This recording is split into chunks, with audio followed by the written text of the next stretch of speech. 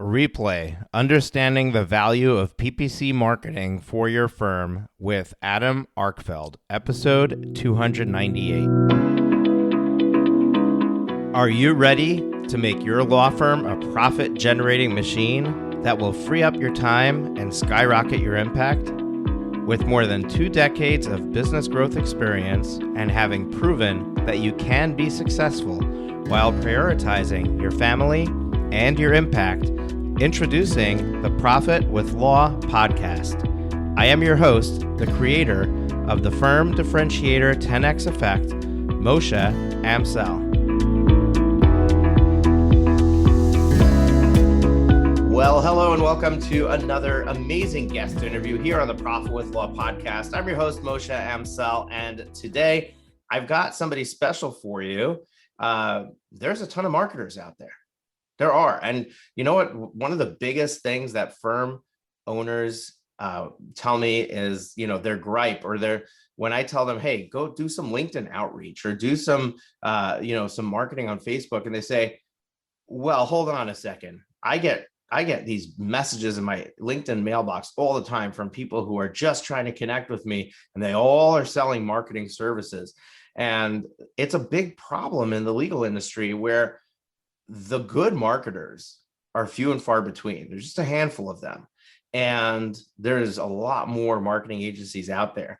And whenever I get an opportunity to meet a marketer who has a specific niche that they're really good at, or works exclusively with attorneys, or brings some level of experience to the table where they have a track record and they have a message to share, I get really excited because it helps with our listeners who are listening to this show to reduce some of that overwhelm, to be able to navigate that marketing conversation with a little bit more knowledge, just a little bit smarter. So I'm super excited to be having a conversation with yet another marketer, but this one specializes in Google PPC. And I'm excited about that because I specifically have clients who they're in a high volume transactional business where PPC is the name of the game. And I'm excited to dive into that conversation to see, is PPC for everybody? And how do you navigate, budgeting for it and selecting the provider that you want to work with? And who knows where else the conversation will take us as well. So I'm going to introduce our guest in just a moment. But before I do that, let's take a moment and hear from our sponsors. Finding amazing employees is the toughest job for any business, and especially for a law firm. You deserve to be the law firm owner you've always wanted to be, but you can't get there without a great team. Get Staffed Up helps you build your all-star team by staffing your law firm with incredible full-time offshore virtual assistants. Work with Get Staffed Up to save money and your biggest resource, time, while they find you the best English-speaking VAs in the world. Hashtag delegate your way to freedom.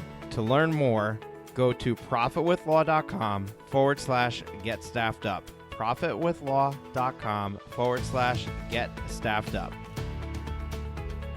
Thanks to our sponsor, Smith AI. Smith AI is a superior virtual receptionist service for small businesses. They specialize in working with solo and small law firms. I discovered Smith AI a couple of years ago and was blown away by their range of services, which are available at a cost any attorney, even those of you in the smallest solo practice, can afford.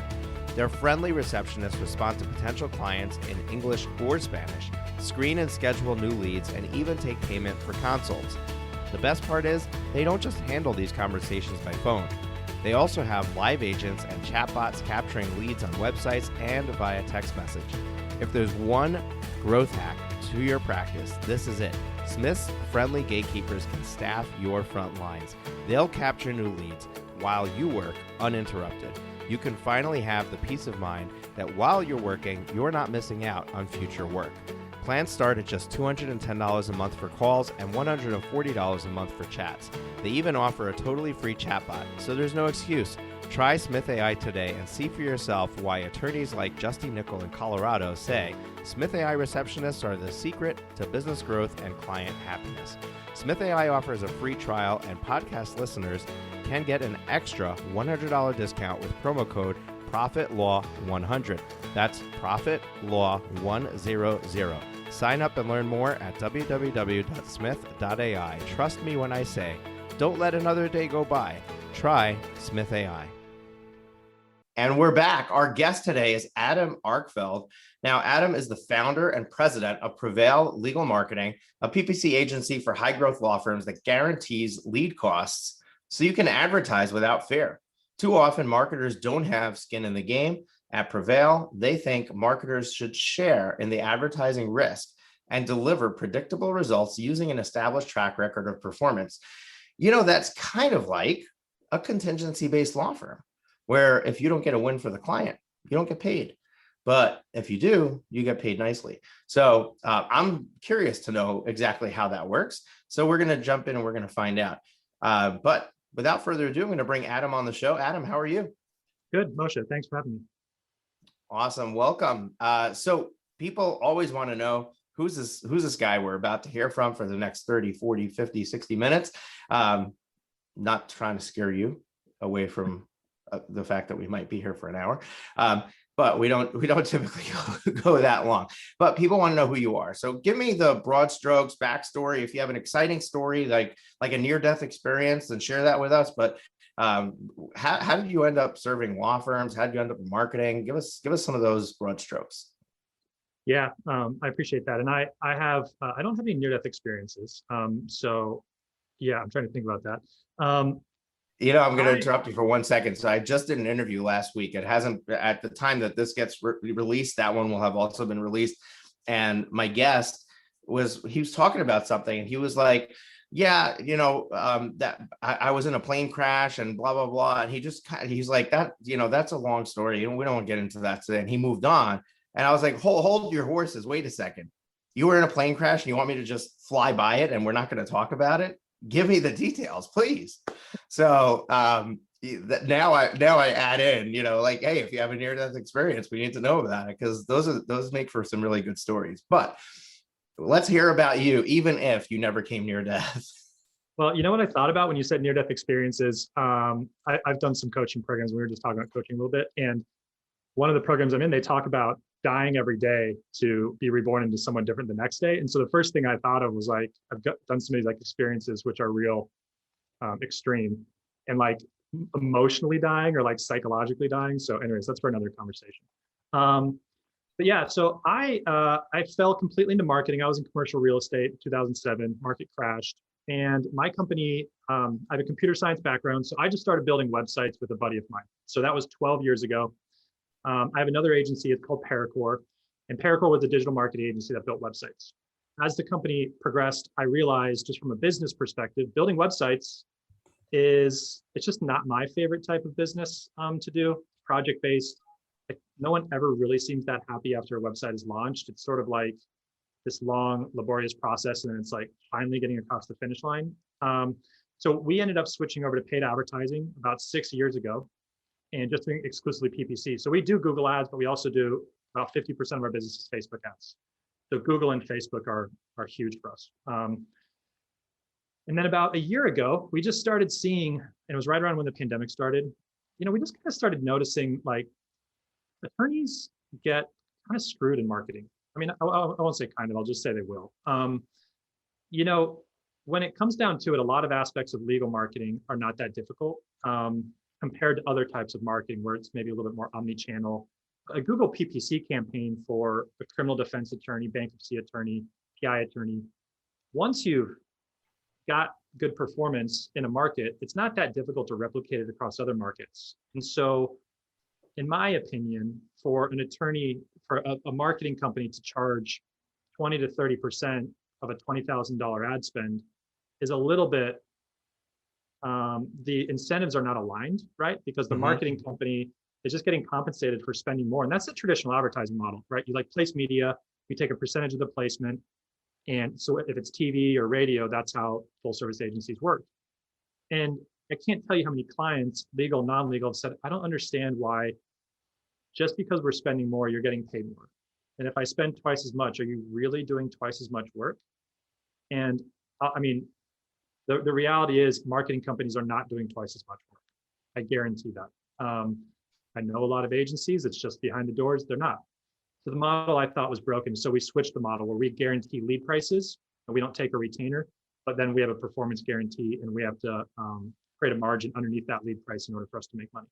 Yeah, so that's very interesting. And it's so true. What's interesting is that I've been talking on this podcast for a long time about the law firm's billable hour and how the whole model of the billable hour puts the lawyer at odds with their client. Because it's in your best interest to have the attorney do as much of the work as possible, to have the paralegal do as much of the work as possible, to not have other people on your team who you can't bill do any of the work, and to track every second that you're doing, to perhaps, I'm not saying anybody is doing this, but take longer than necessary. Like, it's not that you try to take longer, but you're not incentivized to finish quickly. The more that it drags out, the more money you make. So that whole model puts the attorney at odds with their client as far as where their interests are, and aligning their interests. And I find it very interesting that you came to the same conclusion with marketing agencies and how they work with clients. And it's not just in the legal business; it's anywhere, right? So I love the idea of tying the fee to results instead of some other indicator or metric.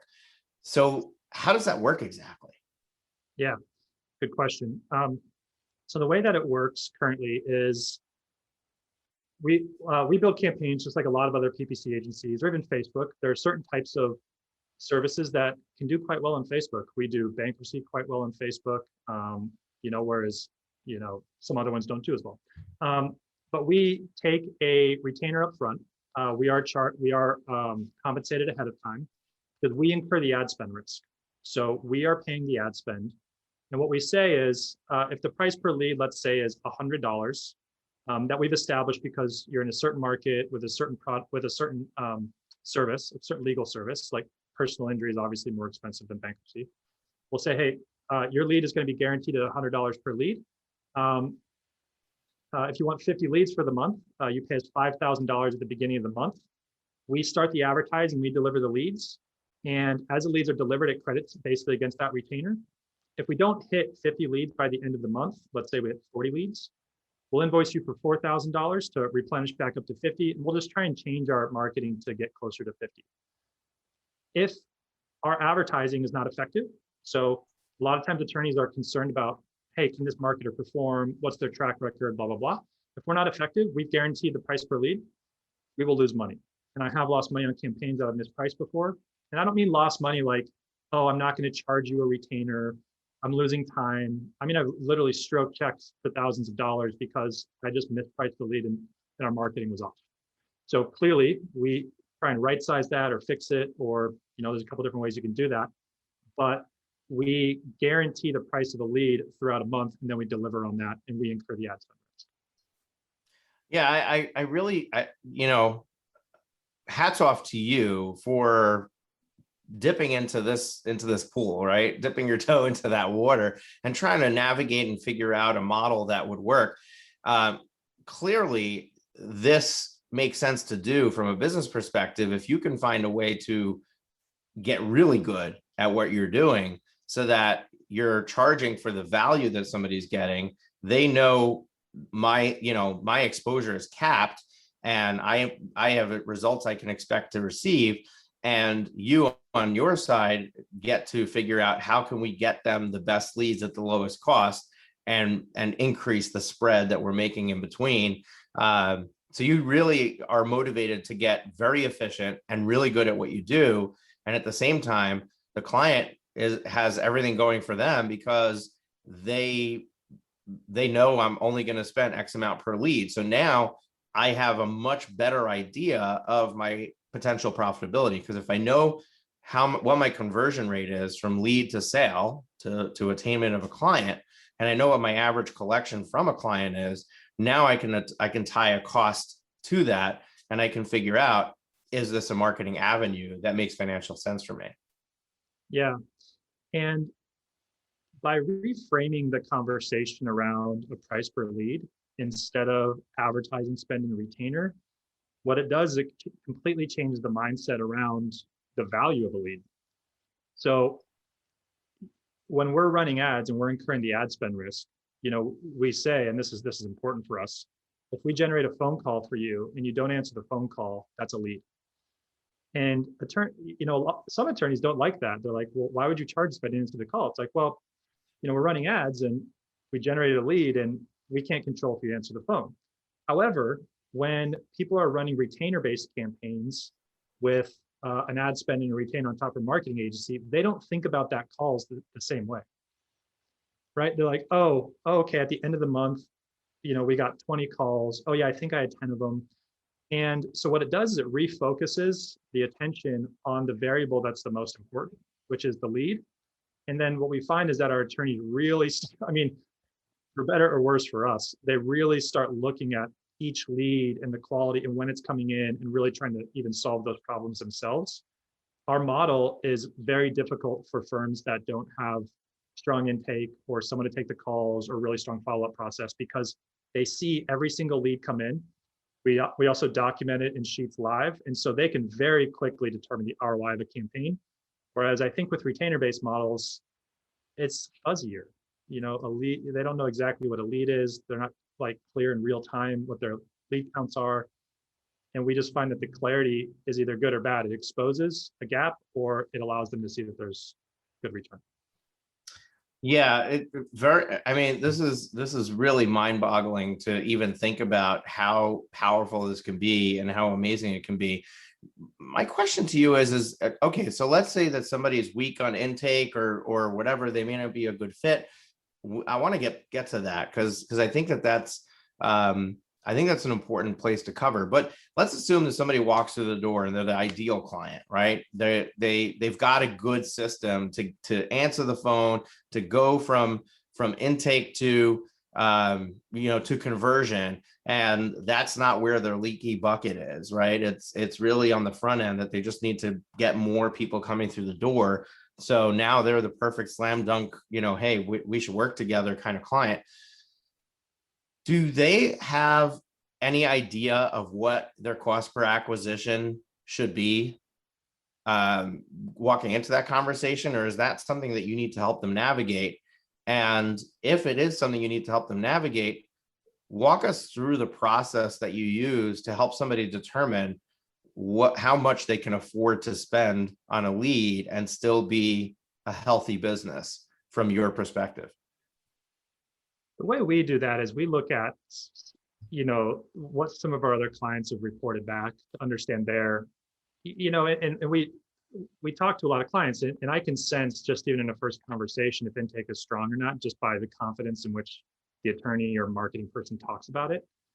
But if I'm walking into a conversation and there's a criminal, defense attorney or something like that, and I can benchmark, kind of the numbers that they're talking about with other criminal defense attorneys that we're working with. So the math is very easy just from a fundamental perspective. It's okay if it's a 10% close rate and the cost per lead is $100, that's a $1,000 retainer. So the math is easy. What those close rates are, I like to give some ranges based on what I've seen with other attorneys. So, criminal defense can be a little bit more tough. They don't have money. A lot of times they can do public defenders. So those close rates tend to be a little bit lower, maybe 15%. But others like bankruptcy evolves over time because people don't need to pull the trigger today. So bankruptcy might start off in the first 30 days at 15%, but might blend up to 25% over 3 months of follow-up. And so I don't know if that answers your question exactly, but that's how we have the conversation. From a management perspective of that, it's fairly simple. We throw all the leads into a sheet, phone calls and form submissions, and then they can reconcile against that sheet. Hey, contact, no contact, lead, closing. And then they know their cost per lead at all times. It's not fuzzy. It's not different this month than it was last month and the month before. It's $100 every month. And then they just do the math. And then we see, hey, you only contacted, 20% of the people that came in. Marketing is one thing, but also like the 20% contact rate is super low. So clearly there's a breakdown. Right. Now, let me ask you this. So when somebody comes in and they, typically what the spend is going to be for their practice area, for the thing that they're, that they're looking for. So, I can get you leads for this cost. Obviously, their close rate is going to have a significant impact on the profitability of those leads. Yeah. Right. If they're closing 1 out of every 2, then their cost for acquiring a client is the cost of 2 leads. If they're closing 1 out of every 5, their cost for acquisition of a client is 5 leads. So that's going to vary firm by firm. Do you have any process that you follow in the beginning to figure out where they're at in their close rate and their close process to determine whether this is going to be a problem from the get-go? There's a follow-up question to that, but let's talk about that first. Is that something that you concern yourself with, or you kind of like leave that in their hands and you just say, look, this is what we can do? I don't know if I'll say I have a really strong process for that yet. We have seen that issue present itself numerous times over the last year as we've been building this model. What I will say is that we have more or less, for now at least, stopped taking on clients that don't have an established intake, because the mindset around the cost of a lead is a little bit prohibitive. What I've learned is that a lot of times an individual attorney might pay a larger company, some sort of marketing company, $1,000 a month and a $500 management fee or something. Let's say they're all in for $1,500. And they're like, and the mindset is sort of like, yeah, we're getting some leads, I'm closing some business, but like, there's not a strong like cost per lead. Like when I ask them what the cost per lead is, it's often kind of fuzzy or I'm not sure. With us, it's a stream of conversation through the entire engagement. And so that becomes, I guess that's where we typically try and qualify like who's a good fit for us. And it's not necessarily our services work for anybody, but it's more like the mindset of the attorney. How do they think about the leads, and do they actually look at them as like a value per lead, and do they look at it from the math perspective that we do, because it is all math. Right. Yeah, I mean, I think it depends on how far along in the business they are, but I think many law firms don't look at the numbers. They just kind of like get this general sense of, oh, I need X number of clients, right, in order for me to be able to pay all the bills. Because I know that in a month where I had this number of clients, things worked pretty well. So they almost are like using past experience and maybe their bank balance, bank account balance in order to make their business decisions, which is something that we talk about here all the time. And we actually have, I don't know when this is going to release, but we have a Profit First training. We're going to be doing a 2-day workshop all around implementing the Profit First system to understand your numbers and really control your cash flow. But I think it's interesting to note, and I wonder if there's even an opportunity there. I know my friend Jordan Ostroff made that a focus of his marketing agency to get involved in the sales process. So he helps his clients build out their sales automation in Lawmatics so that they can, once the lead comes in, he's actually helping control that process so that it's becoming clients and they're more likely to stick around, as clients. Because even though, yes, he's responsible for the leads, but if they don't do the right thing with those leads, ultimately you can show them from today till tomorrow how many leads you're bringing in. They're not going to have the revenue behind it, which means that they simply are not going to be able to continue paying that cost per acquisition because they have such a poor practice after. I'm going to detour for a second because we're tightly partnered with Smith AI. I want to just plug them here real quick. Folks, if you don't have your phone being answered every single time it rings, I want to say it's almost criminal, right? You do so much work around your website, your Google My Business listing. And if you're paying for a marketing agency or for ads, then you've got that expense and that investment that you're doing. And to then have your phone ring and not have it answered. And I don't mean, I have a receptionist at the front desk. If you have a receptionist at your front desk, you absolutely need somebody like Smith AI, because what if the receptionist is already on the phone? What if she goes to the bathroom? What if she calls in sick? Like what if it's after hours? There's so many examples I can give of when the phone might go unanswered or go to voicemail. And Cleo had this interesting thing. I'm sure you're very familiar with this because everybody who needs to use it as a selling point knows this metric. But Cleo, in their 2019 legal trends report, I think it was 2019, maybe it was 2019. In that report, they basically did this study where they represented themselves as somebody seeking legal services, and they contacted 2,000 law firms. And of those 2,000 law firms, almost I think it was something like 65%, so about 2/3 of the law firms either never called back from the initial contact, never answered the phone, never called back from a voicemail left, or never called back after the initial discussion. Which is mind-boggling, but it highlights the fact that you don't need to worry about separating yourself from the competition. All you need to do is actually carry on a conversation until you get the client to sign, because everyone else is dropping the ball along the way. And what that's really what's crazy about it is marketing should be a focus, but only if you have a system in place, which is easy to do. Have a system in place to make sure that phone gets answered, that conversation gets started, and that you have a follow-up sequence after that, email, phone, and make sure that you keep that person engaged all the way to them becoming a client. So real quick, if you want to check Smith AI out, go to www.smith.ai and just put in promo code ProfitLaw100, or let them know that you have promo code ProfitLaw100. That'll save you an extra $100 off. They give a free trial. You'll also get $100 off from that. But let's go back to this conversation, because I think this is really good. If somebody has holes in that process, where do they get started? Should they be fixing that before they start focusing on marketing? Should it be something that happens simultaneously? What's your view when you meet with somebody and it becomes apparent that they're just a mess? Where do you go with somebody like that if you want to do right by them, you want to get them as a client, but that's not, you don't really focus on the post lead portion of it? Yeah, and that post lead portion has definitely been a talking point internally. I try not to tackle too much at once because I think it dilutes everything else that I'm doing.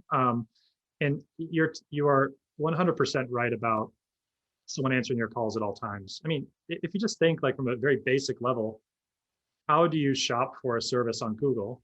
You go, you search, you click ads, or maybe you don't click ads, and then you just call or you fill out forms and then you just go to the next one. And if you're a caller, and firms do get a lot of inbound calls, then if no one answers, you're not calling that person back. They're dead to the consumer. And it's, regardless of the time of day, I've definitely spoken to attorneys where they said, hey, I'm not going to answer my phone at night or on the weekend, and you should not. That makes a lot of sense, but they want to grow at the same time. And I think that having someone with 24-hour phone coverage not only allows you to pick up leads, but allows you to focus on the work that you're doing so that you're not distracted by clients, or like you see it come through on your caller ID and you're like, oh crap, I got to do this thing. Like it's all psychological game too. But anyways, back to your question. If someone doesn't seem to have strong intake, and for us, that's primarily, live phone coverage and then a follow-up sequence, we will probably just pass on the opportunity and just tell them, hey, when calls come in and they're missed, that costs us money and it costs you money, and it's not going to work. It's not going to be successful long term. So here are some companies that we recommend to get that in place if you want to grow. And honestly, I've just found that we're not an agency that takes on every single client that comes our way. There are certain practice areas we don't take on. We don't do a lot of like B2B law because of our structure. There's certain volumes that we need in order, sort of volumes, but we don't take everybody, because if it's not going to be a fit, it's just like painful for, I've had my agency for 12 years. I know what a good client agency fit looks like. It's painful for me. My team hates it. The attorney hates it. Just everybody hates it. Why do something that everybody hates, right? So right. Agencies are not typically very good at that. I think a lot of them are young and maybe a little too focused on the revenue, but long-term from a psychological and happiness perspective, I think it's really important for everybody involved. Yeah, it's interesting because if you think about it, it's like here I'm putting in all this effort to make you successful, and I'm delivering everything to you and a gift wrapped with a bow on it, and you're literally taking it and throwing it in the trash. And that, so how many times can you do that and still continue on? So that makes a lot of sense. Absolutely. All right, so let's switch gears now and talk about in general. You had mentioned that you're doing about half Google PPC or Google Ads, and then the other half you're doing Facebook ads. So I'd like to go down both of those roads. We'll do one at a time. Sure. Google PPC.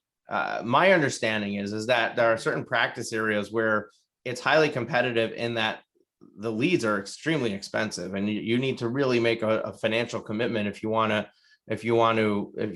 go that route. And then there's others where perhaps it's less expensive, but maybe there's less search volume.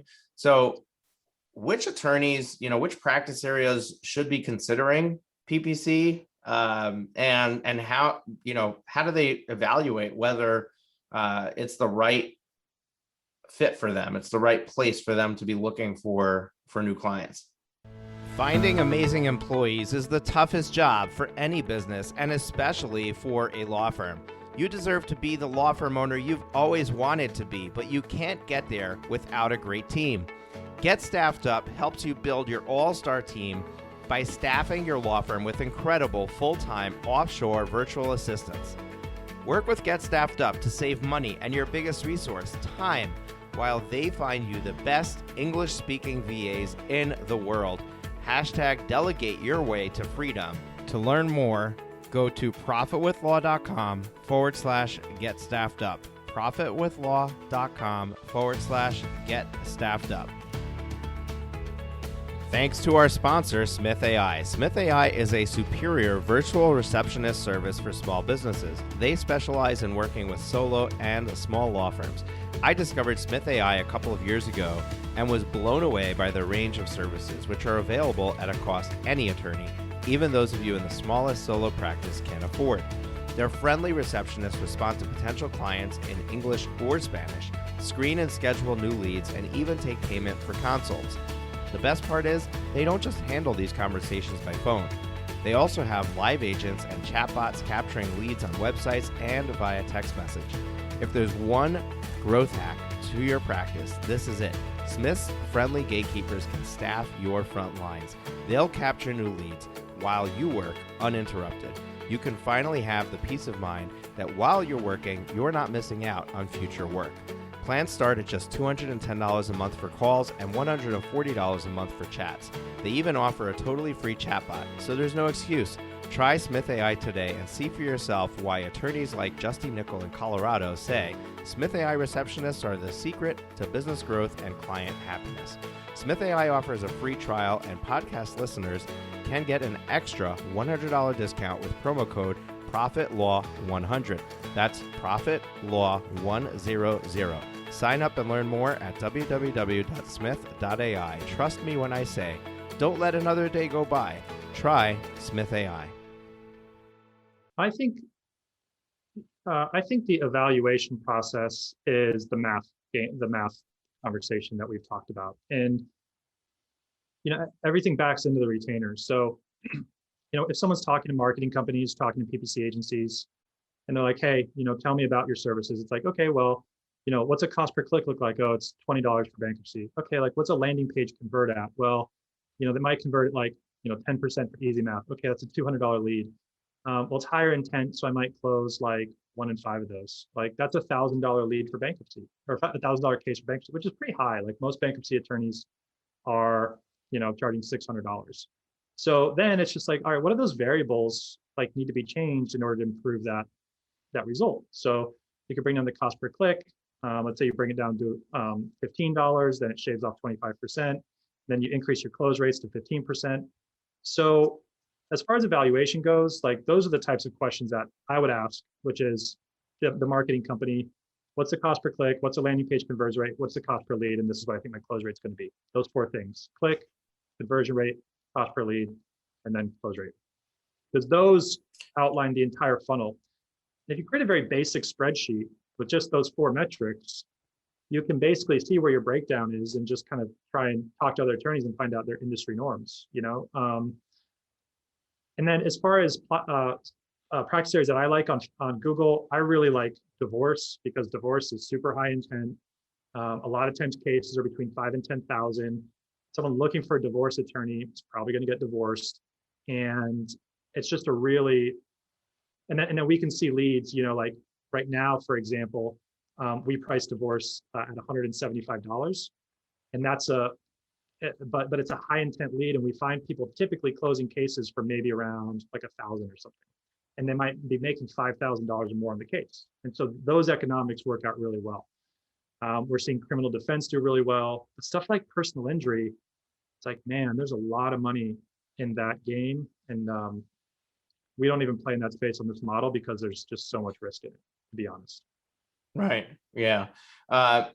Are there any practice areas that just don't do well on Google pay-per-click? I know you said personal injury is something you don't play with, but what about something where it's not consumer purchasing? So for example, if you're like a business attorney, or you do something like maybe trademarks is consumer facing, but maybe you do something more mergers and acquisitions, things like that, where typically you would think that those attorneys are going to be coming through, much more likely coming through referrals, handshakes, stuff like that. Somebody's not sitting on Google searching for an attorney for that, or at least you would think, for that particular solution. Is it safe to say that most likely you want to have your target client be a consumer if they're going to be searching on Google for the solution? In my other agency, Paracore, we do B2B marketing there. And the way that I look at it is I look at it as the higher the ticket price, like the harder it is to advertise on Google. And that's sort of an off the cuff, like really broad stroke. But yeah, I mean, mergers and acquisitions, business law, trademarks, that is really B2B in my opinion. I mean, there are consumers out there that are filing trademarks, but not as much. Those are they're really big hits. So they're like high risk, high reward. So you might be spending, mergers and acquisitions, you could be spending a ton of money every month, but you're not really getting the right client fit. And then all of a sudden it hits and they make $300,000 on it or something. Right. So B2B is more relationship based. We don't do a lot of B2B marketing for attorneys at all. I actually don't think we do any right now. And I tend to shy away from it because of those reasons. And the search volume is a lot lower too. I mean, if you're spending $50,000 in ads on criminal defense, you can make changes and see those changes occur on a weekly basis and really optimize a campaign, and the client can see changes and everyone can there's momentum and energy behind it.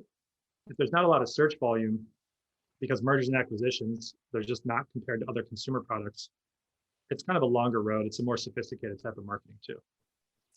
Now, what about an attorney that works in a market where it's just a smaller market? So, where divorce is a perfect place for you to play for Google PPC, but what if they're serving a rural community, is not that many people living there,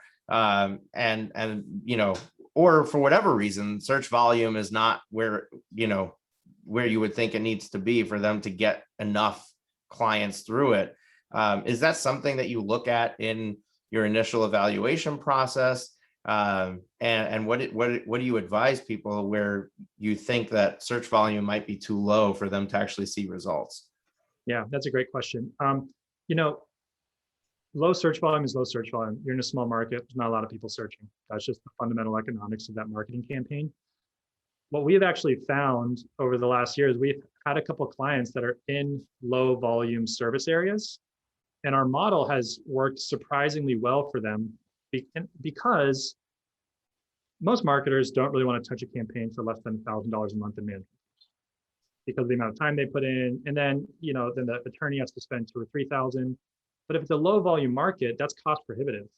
So for us, if we're tackling a low volume market, let's say we're generating 10 leads at $150 a lead, we're making a margin on that. We are not spending an incredible amount of time optimizing that campaign because we can't. But at the same time, the attorney is getting 10 leads and we're not making $1,000 on that campaign. We're just not. That's not how our margins work. So, but at the same time, we've set up a campaign that works and flows, and we can kind of like let it be. And I will acknowledge to the client, we are not spending a bunch of time on this campaign, but it's performing for you and it's performing for us. And it's a low volume campaign. And if you're happy, we're happy, and let's rock and roll. We're not going to spend a ton of time optimizing because we can't make any money doing that.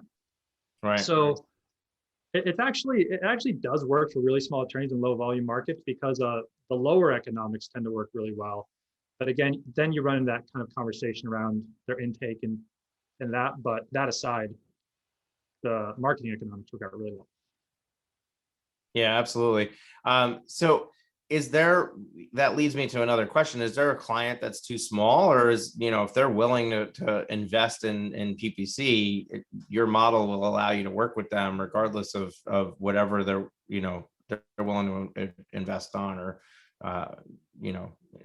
spend? Yeah, we typically have a 30 lead minimum commitment just to kind of ensure that there's a level of commitment on both sides. And then if it's in a low volume market, that might be delivered over 2 months instead of a month. But I have a gentleman right now that does a very specific type of immigration, and he buys $50 leads, 25 leads at a time. I think it takes me a month to deliver those leads. We don't really mess with the campaign, but it's performing. And he's investing, whatever that is, $1,250 a month. We make a margin on it. He's making really good. He makes incredible money on that. Something like 10 to 1. It's wild because it's very niche, and it just works. And that's been a really cool byproduct of the structure, because I don't feel compelled to spend 10 hours on his campaign because I can't. Nor can any other marketer. They just would not do that. And if he's seeing results, why does he doesn't care how much time you're spending on it? Yeah. Don't mess with it. Yeah, exactly. And that's where the performance lies, right? Right. We can have, a decent return on the amount of time we're investing, which is not a lot of time and not an incredibly high dollar amount return. And he has a good return on the amount of money he's investing. And so our incentives are aligned. We both won. If I had to charge him $1,000 a month, in this case, he would probably still have a good return, but it's just a different thing.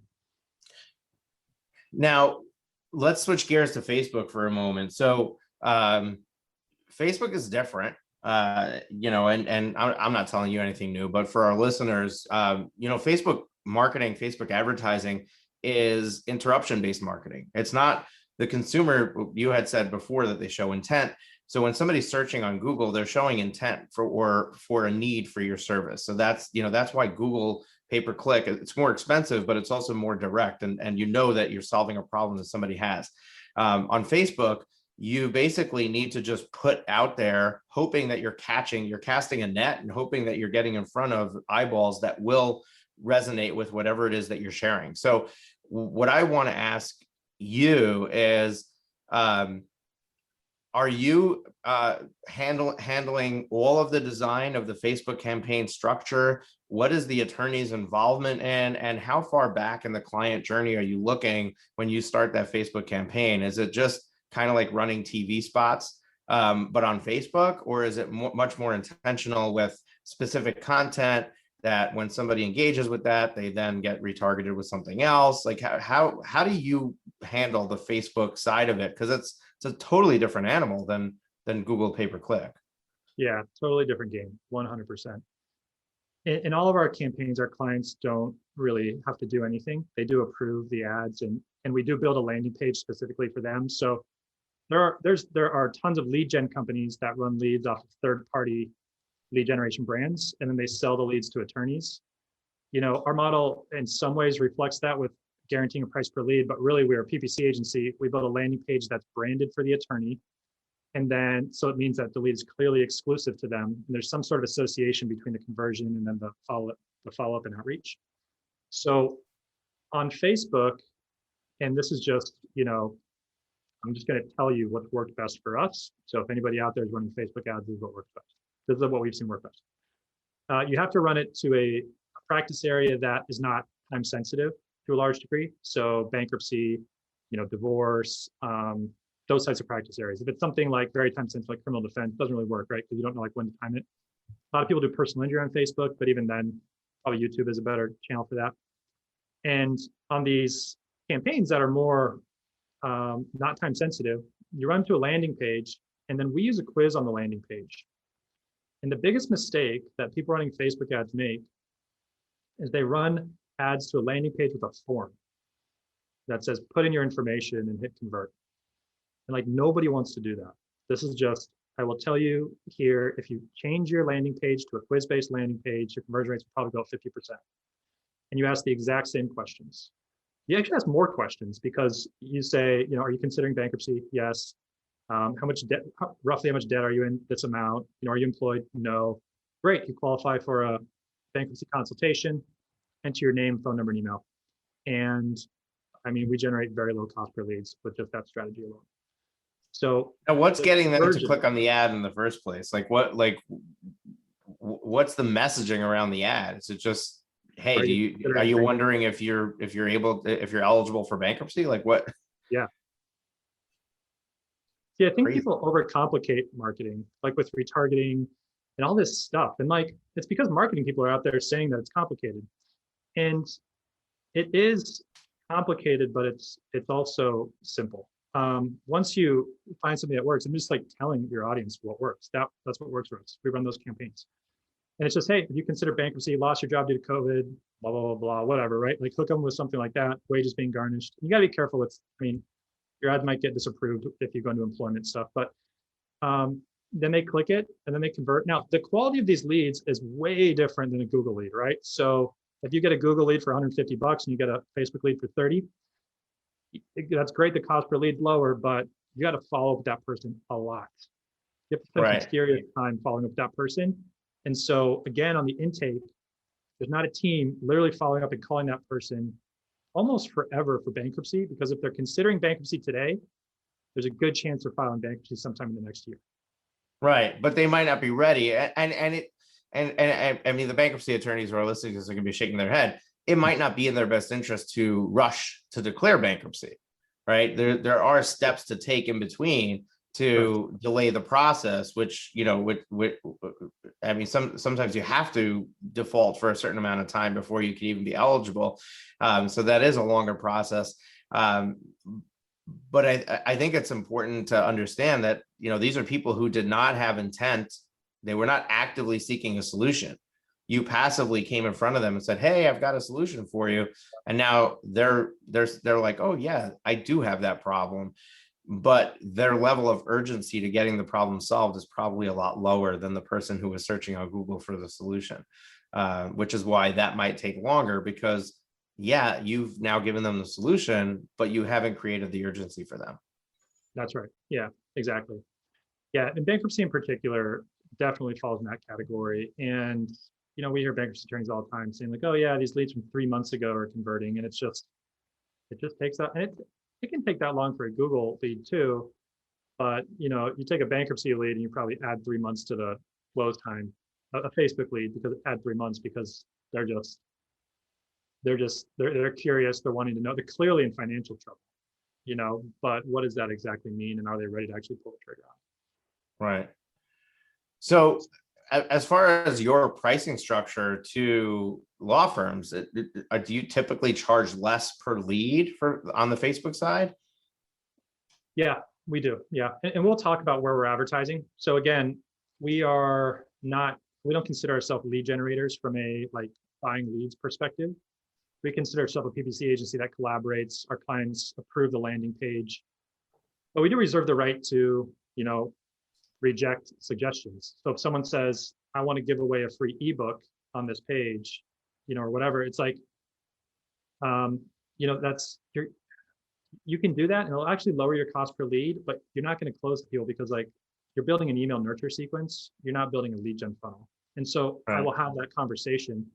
Ebooks are a really common conversation that I have, and I typically suggest that they don't do it, at least in this model. Maybe we can create a separate campaign for that. Right. But yeah, right. And it's a question of what are you doing? Are you building your brand and long-term followers, or are you looking for clients? Because if Right. you're looking for clients, then, you should be having a campaign that's very specifically trying to drive leads of people who are interested right now. Very good points that you're making. I'm very intrigued with what I'm hearing. Yeah, and I'll find also that like staying on the topic of bankruptcy, most bankruptcy companies that are of any size are running a large number of Google ads, and so I'll contact them and they're like, well, we're already doing well on Google, and then we'll say, well, what about Facebook? And they're like, we've never been able to crack Facebook. We haven't been able to, and Facebook and bankruptcy are not exactly an easy combination because Facebook has restrictions on the special category of Right. credit, will shut down ad accounts, and it's a very And you're not allowed to talk about somebody's financial situation. You're not allowed to do anything that's going to make them feel badly. So you have to be so careful with what you're saying and Yeah. how you're couching it and what your questions you're asking. Absolutely. it's a dicey area. And one thing we've tried to do is we are experimenting with like an automated lead follow-up system after a lead has been nurtured a bit by the law firm, and maybe they were never getting in contact with them. So we call them dead leads. Lead comes in, they call them consistently for 2 weeks. If they haven't been able to get a hold of them, they can send those leads back to us. And for a price, we run them through an automation system that auto dials the lead and auto texts them. And then we'll try and auto connect for inbound phone calls.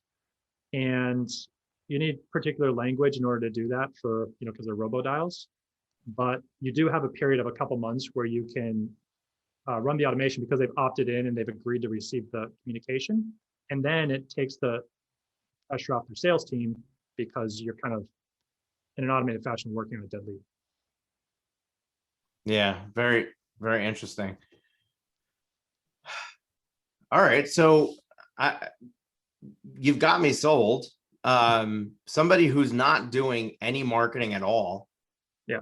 How do they make the decision to get started, to have a phone conversation with you, to, if they're not spending money at all on leads right now, deciding to open up their wallet and try this to see if it can actually move the needle for them on bringing new business in through the door. What's the time frame they should anticipate? What kind of cash in the bank investment should they expect to make before they start to actually see revenue come through the door? Yeah. So the timeline looks, when someone's interested, we have a short phone call. It's typically not that long. Our model's not that complicated, but it's a little bit different. So explain the model, kind of explain how it works. And then we have a 30 lead minimum that we want someone to commit to on a monthly basis. So again, if it's a $100 lead, that means that we're paid $3,000 upfront because we're incurring ad spend costs. The majority of that money is going to Google or Facebook, depending where we're advertising. So they sign an agreement, they make payment, and then we build the campaigns internally on either platform in their landing page, generally within 7 days. We have landing page software that we use that duplicates landing pages. We duplicate campaigns internally. And I'm not going to pretend like we're creating a custom campaign for every bankruptcy attorney we work with, nor does any other PPC agency if they're pretending they are. They're just copying and pasting campaigns too. Of course. So they all like to make it sound like, oh, well, your location's different. But we then build the campaigns internally, and then we start running the ads. And we usually start the ads in about 7 days if there's consistent communication back and forth. And then they start seeing leads either right away or, within a few days. We generally see Google taking 2 weeks to kind of ramp up. And I'm not sure why it takes so long to kind of ramp up a new campaign, but we usually see about 2 weeks. So from start to finish, within 4 weeks, they should be getting leads through the door. Yeah. From phone call, like if it's moving along in a reasonable fashion, from the initial phone call, they should be getting leads within about 4 weeks. And we don't play I often hear people say, oh, the marketing company needs a 6-month agreement because they need 3 months to optimize the campaign, and I need to spend $5,000 a month. And it's like, we don't do any of that. It's like, first of all, if they do legal marketing, they don't need 3 months to optimize the campaign. I don't know why they're saying that. But you don't need that much time. Like, you should already kind of know what works. Take the stuff that you use now already works and apply it. But we don't do any of that. We just get it started. And even if it's a slow start the first month, again, we're not charging retainers, so they're not impacted that greatly. Right. I mean, this is all very, very interesting because I'm already, I mean, I'm thinking of a ton of clients that really, the biggest hesitation to moving forward with marketing is this open-ended, oh, I need to first invest $2,000 a month. And then I need to, and then on top of that, we have ad spend, and then I need to hope it's going to work. And, so this model of, guaranteeing the leads and knowing what your cost per lead is going to be is pretty incredible. So I know I asked this question a different way, but I'm going to ask it this way as well. I can think of some clients that are working on fixing their intake process, right? And their focus right now is to increase their conversion rate of leads through the door to clients coming out the other side. And we're focusing on increasing the amount of consultations that they're setting, increasing the show up rate to consultation, and then increasing the close rate when they meet. Usually, typically, law firm owners are really good with closing clients in the meeting, right? They're very often, usually, maybe the reason is because by the time somebody's meeting with you in person or through Zoom, they already know that they want to use you. They've already investigated you to that point, and it's simply a matter of meeting you and finding out what your fees are and signing, right? So, but it's before that a lot of the the leads get lost, where you can't even get them to the consult, or once they book the consult, they actually don't show up for the consult. So do you have any metrics that you can say, hey, get your conversion rate to this percentage, or this, to this point, and then come to me, because now we can generate those leads and you can push them through your streamlined system and you're going to see results? Because you said you're not going to deal with a client who's a mess, but how do you determine that? Is there a financial or a percentage number that you look at that we can help our listeners say, hey, you've got to get your leads to convert at this rate, and then it makes sense for you to put some money behind bringing leads through the door, because you kind of know what you're going to, what your profitability is going to be. It's a much easier investment to make, or a much easier decision to make, when you know those other numbers. Yeah, well, definitely. You brought up a good distinction, which is, are they building the intake, or are they optimizing the intake? So building the intake is tough. It's like, they maybe don't have the person answering the phones 24/7, or they don't have anyone really following up on leads on a consistent basis. Lead form comes in and you call them one time and they don't answer. That is not, a lead follow-up process. That's not, the sales part. So there's not a percentage that I think someone needs to be at. I think it's more like, can they answer calls 24/7? And do they have someone to follow up on form submissions on a regular basis? Like, lead comes in today, I'm going to call this person, 7 times over the next 10 days. And what does that schedule look like? And I have like a way to kind of manage that and process it. The lower volume, you can typically do it on a spreadsheet. Once you get to a higher volume, you need something a little bit different.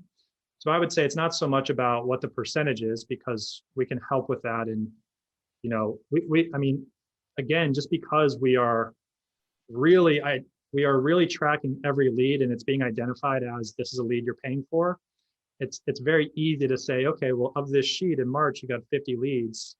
Let's go back to your CRM and see what your contact rate was. And then you can start building out those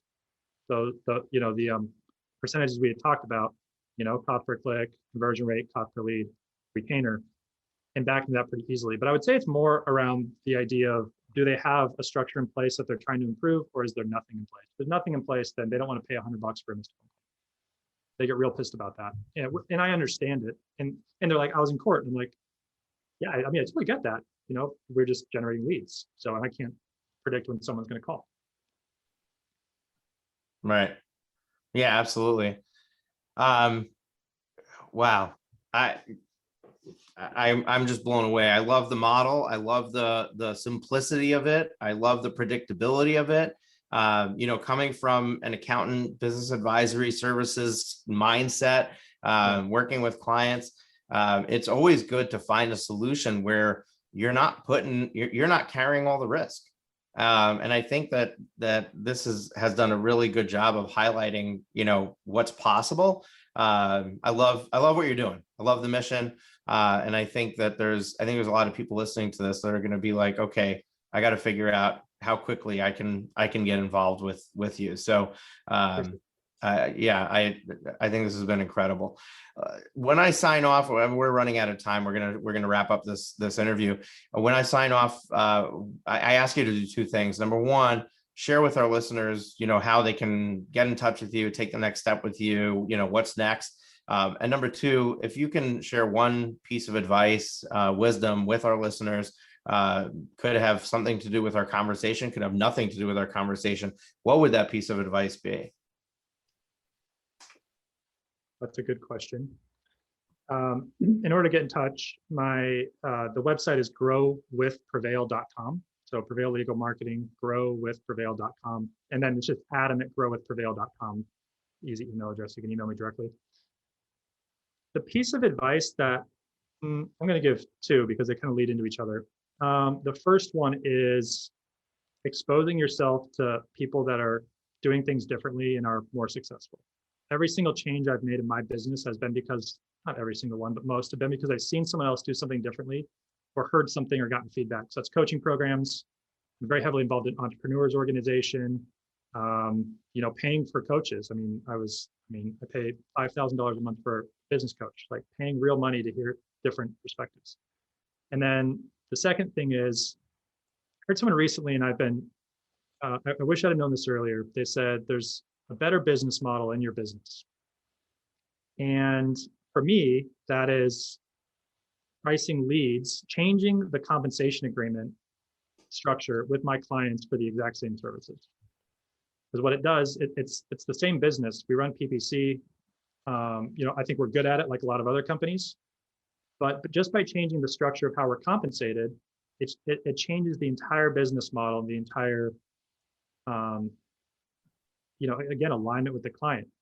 We do a little bit of lead generation also where we sell leads that are run on third-party brands, primarily in timeshare cancellation. And that's a similar type of thing where it's the same marketing, we're taking a little bit more risk, but it's the same business with a different business model and a different structure, and it works out better for everybody.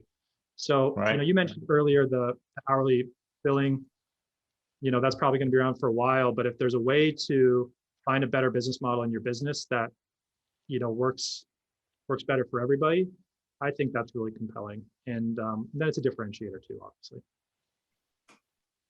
Yeah, definitely. Awesome stuff. And how do people follow up with you? Again, just hit me up at adam@growwithprevail.com, and that's the best way to keep in touch. Awesome. Well, folks, we'll link that up in the show notes. So we will we'll have the email address. We'll also have his website there for you to click on. And we really appreciate you being open and forthcoming with us, and really showing us the inside of what you're doing. I think it's phenomenal. I kudos to you for thinking outside the box, coming up with another solution. And definitely we're going to see if we can find ways to drive some people your way. This has been I think it's incredible. I think it's really a way to help our law firms grow. One of the things that I think that law firms need to get good at is being able to predict the outcome, being able to predict the future. And that really takes this ability to cap the cost, to know what your investment's going to be, and you're creating that ability for them, so that you're creating that ability for them to create more predictable growth, which is really the name of the game. So pretty incredible. Awesome. Well, folks, if this is your first episode that you're listening to at the Profit with Law podcast, I'm going to invite you to hit the subscribe button in your podcast player, because this was amazing, right? We have shows like this every week. We're here twice a week, every Tuesday, every Thursday, come check us out. Tuesday, it's yours truly. I just get behind the microphone. I share with you what's on my mind, what's on my heart at the time. And sometimes it'll be really good for you. Other times I'll probably waste your time. But on Thursdays, we have guests, and those guests always come with incredible value. Every single one of them has their own expertise and experience that they're willing and able to share with you. And I'm just excited to highlight them and to bring them in front of you. So hit the subscribe button so you get notified every time that we go live or that we share this a new episode with you. And if you thought that this was an amazing conversation, think of a friend of yours that needs this. Think of a friend of yours that needs this. Share this episode with them, because they may not know, they may not be subscribed, they may not realize that this episode came out, they may not realize it's applicable to them. Share it with them, let them get the value that you just got by listening to this episode. And with that, I'm going to say, take care. It's been a real pleasure to have you here with us. And thank you. Thank you, Moses. Thank you for tuning into the Profit with Law podcast. Your feedback is extremely valuable to us, as well as helping us reach more people with this valuable content. Please leave us a rating and review in your favorite podcast directory. Join us again next time when we are back with even more strategies to profit with law.